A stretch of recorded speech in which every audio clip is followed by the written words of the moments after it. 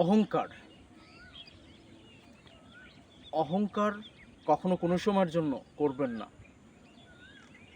কারণ মাটির তৈরি মানুষ মারা যাওয়ার পরে সে মাটির সাথে মিশে যাবে, তার কোনো অস্তিত্ব আপনি খুঁজে পাবেন না, না ভালো লাগা না মন্দ লাগা। অথচ মানুষ সুন্দর চেহারা নিয়ে, সুন্দর শরীর নিয়ে, অর্থ সম্পদ, পাওয়ার নিয়ে মানুষ অহংকারী করে।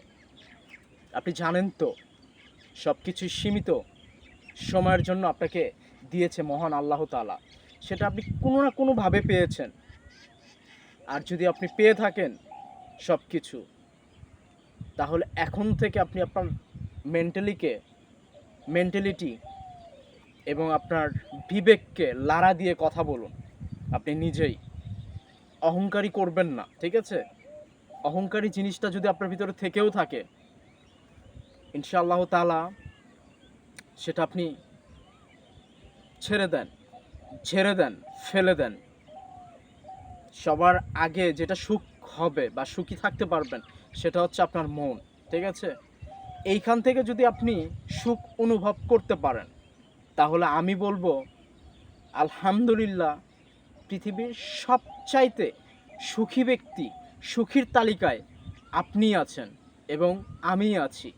কথাগুলো আপনাদেরকে বলছি, আমি নিজেই নিজের প্রতি এই জিনিসগুলো উপলব্ধি করছি, ঠিক আছে? আপনারা শিখবেন, আমিও শিখব। আপনারা দেখবেন, আমাকেও দেখতে হবে, ঠিক আছে? মানুষ পরিবর্তনশীল, পরিবর্তন হতে হবে।